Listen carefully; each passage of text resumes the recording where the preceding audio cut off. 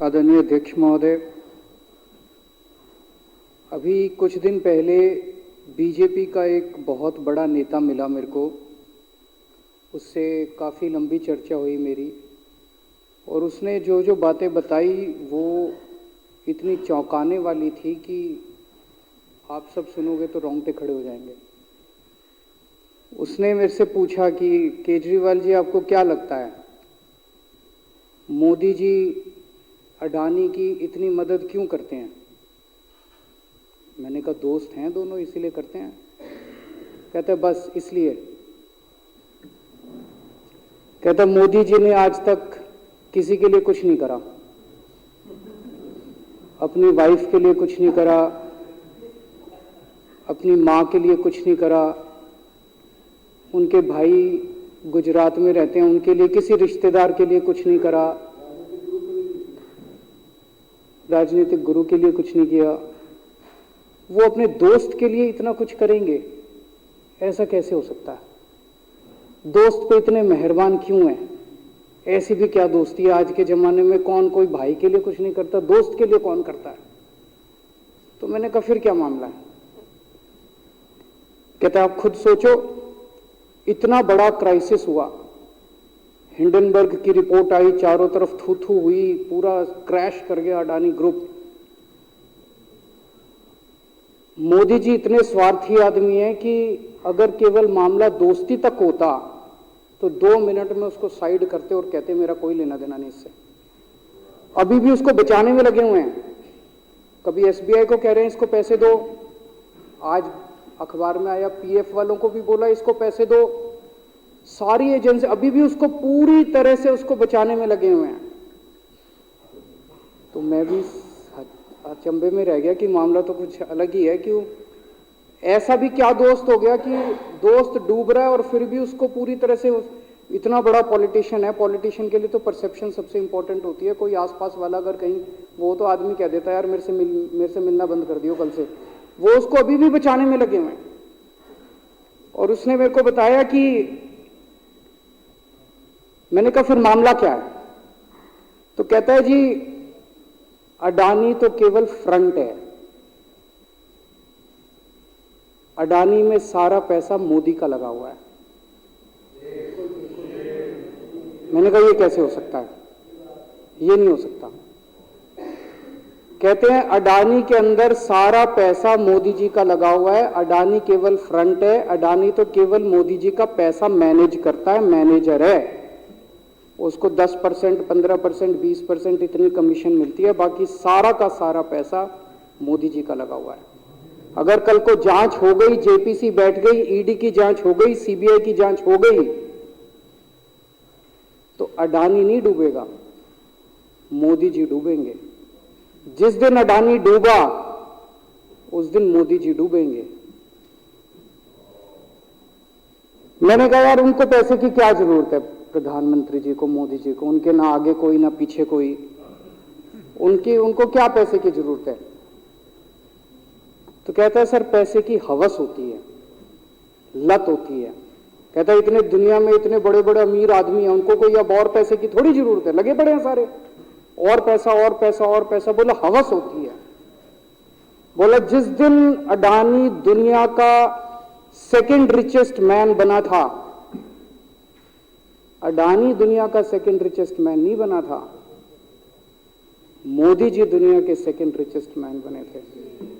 और अब मोदी जी का ख्वाब है, उनका सपना है कि वो दुनिया के रिचेस्ट मैन बनना चाहते हैं। प्रधानमंत्री तो बन गए, वो दुनिया के रिचेस्ट मैन बनना चाहते हैं। फिर उसने मेरे को एक एक करके, मैं बड़ा धीरे धीरे उसकी बातों पे, पहले तो मैं एकदम शॉक हो गया ये कह क्या रहा है कि अडानी के अंदर सारा पैसा मोदी जी का लगा है। फिर वे धीरे धीरे उसने एक एक करके बातें खोल के समझानी चालू की। कहता है मोदी जी श्रीलंका गए, श्रीलंका के राष्ट्रपति राजापाक्सा हैं। राजापाक्सा को मोदी जी ने जबरदस्ती करके वहां का विंड प्रोजेक्ट अडानी को दिलाया। क्यों दिलाया? मैं आप लोगों से पूछना चाहता हूं, आप में से कोई विदेश जाएगा तो वहां की किसी एजेंसी को जबरदस्ती करके अपने भाई को, रिश्तेदार को ठेका दिला के आओगे क्या? ऐसे कोई करता है क्या? मोदी जी ने जबरदस्ती राजपाक्षा के ऊपर प्रेशर डाल के वहां का विंड प्रोजेक्ट अडानी को दिलाया। अडानी को नहीं दिलाया, खुद लिया वो प्रोजेक्ट। वो मोदी जी का प्रोजेक्ट है, वो अडानी का प्रोजेक्ट नहीं है। और ये बात कैसे निकली?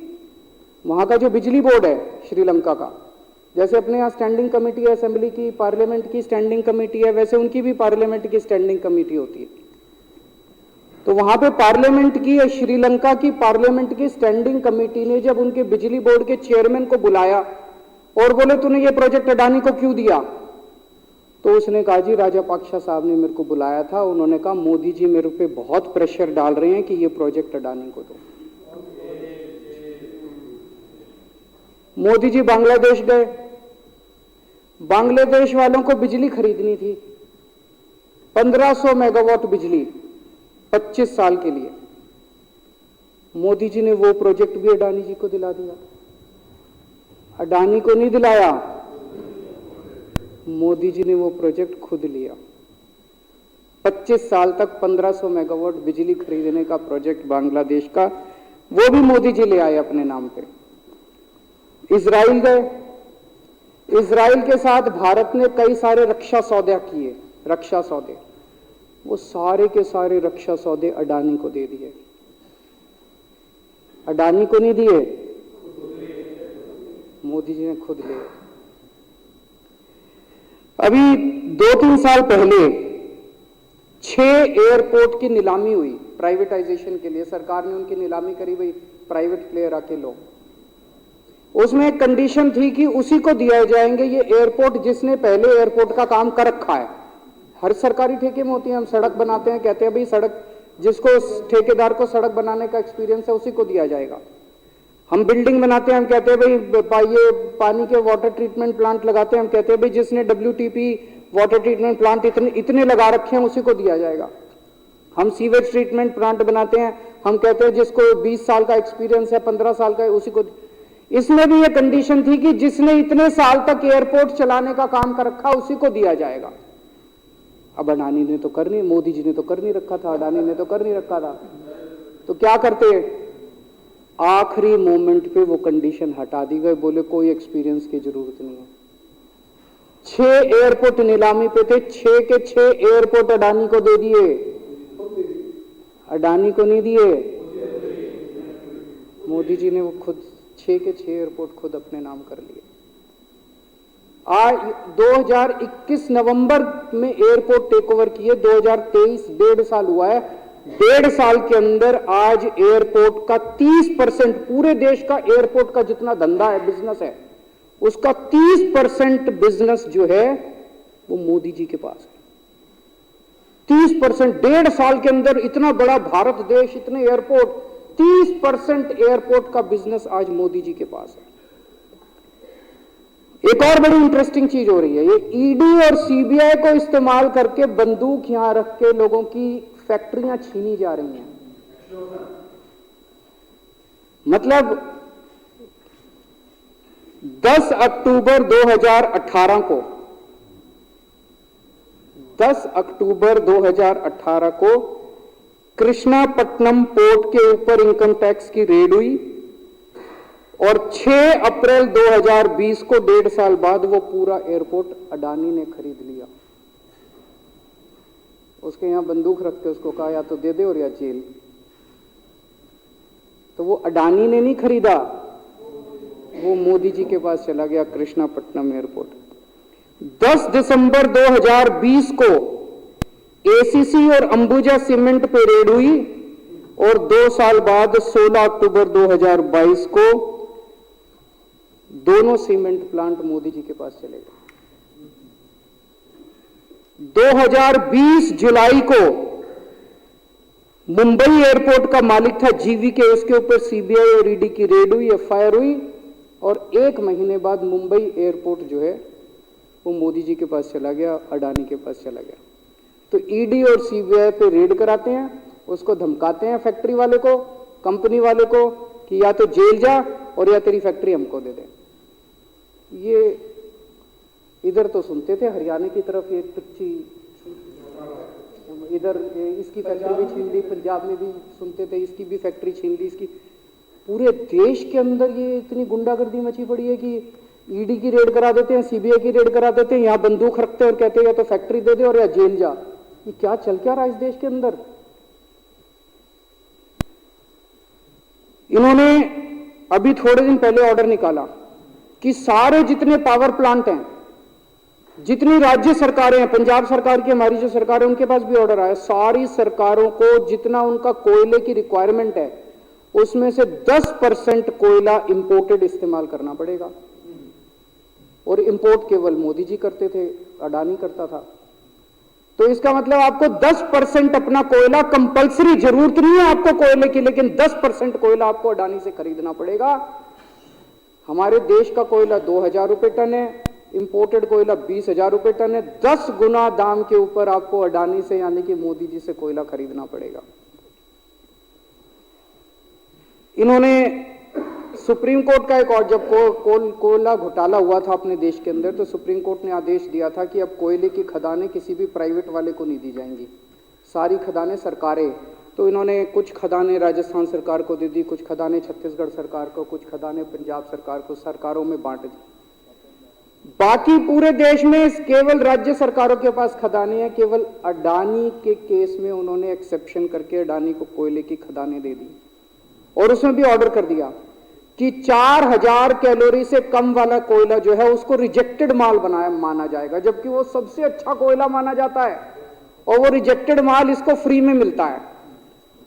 तो कम से कम 2800 करोड़ रुपए का कोयला हर साल फ्री में मोदी जी ले जाते हैं। 2800 करोड़ रुपए का कोयला हमारी खदानों से हर साल मोदी जी निकाल के ले जाते हैं। 2014 में, अभी जो अतिशी जी ने कहा, 2014 में अडानी जी की यानी कि मोदी जी की जायदाद 50,000 करोड़ की थी। 7 साल बाद इनकी जायदाद हो गई 11.5 लाख करोड़। मोदी जी इतना पैसा लेके कहां जाओगे? 11.5 लाख करोड़ रुपए की जायदाद, 7 साल में इतना लूट लिया आपने देश को। 2014 में 609 नंबर पे थे, अब ये सेकंड रिचेस्ट बन गए, अब रिचेस्ट बनना चाहते हैं ये तो। लेकिन कुदरत है, कुदरत तो बड़ी ताकतवर है। किसने सोचा था एक दिन हिंडनबर्ग रिपोर्ट आएगी और 24 घंटे के अंदर सारा तहस नहस हो जाएगा। 1947 से लेके 2014 तक 67 साल में भारत देश ने, सारी सरकारें जितनी आई सबने मिलके 55 लाख करोड़ रुपए का कर्जा लिया था भारत सरकार ने। 2014 से 2022 7 साल के अंदर 85 लाख करोड़ रुपए का कर्जा ले लिया, दुगने से भी ज्यादा। जितना 67 साल में लिया था उतना 7 साल में ले लिया। ये पैसा गया कहां? ये पैसा गया कहां? ये सारा इनकी जेब में गया। तो मैं जनता को कहना चाहता हूं, आप तो जीएसटी देते हो, अपने बच्चों का पेट काट के टैक्स देते हो, दूध पे, दही पे, हर चीज पे जीएसटी देते हो। वो जीएसटी का पैसा जाता है जनता की उसमें खजाने में, वहां से वो जाता है अडानी के खजाने में और वहां से वो जाता है मोदी जी के खजाने में। दोनों हाथों से लूट मची हुई है, पूरे देश को लूट रहे हैं प्रधानमंत्री जी, मोदी जी पूरे दोनों हाथों से लूट रहे हैं। कोयला लूट रहे हैं, एयरपोर्ट लूट रहे हैं, सड़कें लूट रहे हैं, बिजली लूट रहे हैं, पानी लूट रहे हैं, कुछ नहीं छोड़ा, सब कुछ लूट रहे हैं। जितना कांग्रेस ने 75 साल में नहीं लूटा, उससे 10 गुना इन्होंने 7 साल के अंदर, 8 साल के अंदर लूट लिया देश को। अडानी का क्या रोल है इसमें? मोदी जी कम पढ़े लिखे हैं, उनको समझ नहीं है कि करना क्या है।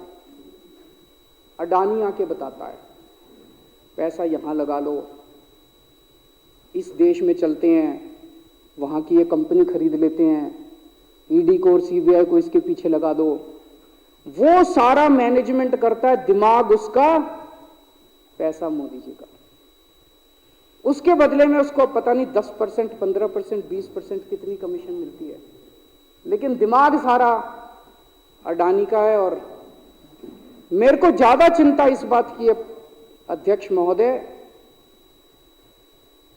प्रधानमंत्री जी कम पढ़े लिखे हैं, उनको कम समझ में आता है। लोग आके उनको कुछ ना कुछ कहीं भी जाते हैं या कोई विदेश से आता है, उसके जो भी विदेश से नेता आता है या कहीं जाते हैं तो दो ही कंडीशन होती है। एक तो उसको कहते हैं भाई गले मिल ले, तो फोटो खिंचा ले, गले मिल ले, फोटो खिंचा ले, पार्क में घूम ले, तो वो फोटो खिंचाने के लिए उसको कहा जाता है भाई फोटो खिंचा ले, फोटो खिंचाने के लिए। और दूसरा उसको कहा जाता है भाई अडानी को ये ठेका दे दे, अडानी को ये ठेका दे। और कोई किसी कईयों को कहते हैं तारीफ कर दे, कोई आके कुछ नेता आके कहते हैं ना मोदी जी तो दुनिया के सबसे लोकप्रिय नेता है। उसने क्या लेना देना, मोदी जी दुनिया के सबसे लोकप्रिय, वो आके क्यों कह रहा है?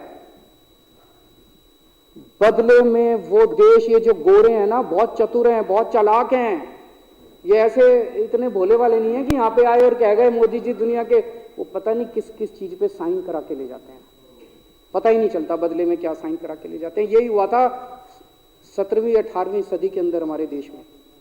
वो ईस्ट इंडिया कंपनी वाले आते थे, उस टाइम के हमारे राजे महाराजे भी ऐसे ही अनपढ़ होते थे, उनको कुछ अकल होती नहीं थी। उनके राज्य, उनके दरबार में आते थे, उनकी तारीफ करते थे, खूब तारीफ करते थे, और पता नहीं किस किस चीज पे साइन करा के ले गए। 100 साल के अंदर पूरा देश अंग्रेजों ने कब्जा कर लिया। वही हाल अब हो रहा अपने देश का कि हमारे कम पढ़े लिखे प्रधानमंत्री हैं, पैसे की हवस है, और मतलब जो भी आता है 2 लाइन उनके उसमें बोल दे, गले मिल ले, पार्क में घूम ले, अडानी को 2 कंपनियों का ठेका दे दे, बदले में पता नहीं देश का क्या क्या बेच दिया इन लोगों ने। बहुत चिंता है हम लोगों को देश की इस वक्त, जिस दौर से देश गुजर रहा है। मुझे लगता है कि आजादी के बाद से सबसे भ्रष्ट प्रधानमंत्री अगर कोई हुए हैं जिन्होंने देश को इतना लूटा है, तो वो आज मौजूदा प्रधानमंत्री हैं। और उसके ऊपर कम पढ़े लिखे हैं, उनको कुछ पता नहीं, कोई कुछ भी उनसे साइन करा के ले जाता है, किसी को कुछ पता नहीं चलता। मैं संजीव झा के प्रस्ताव का समर्थन करता हूं।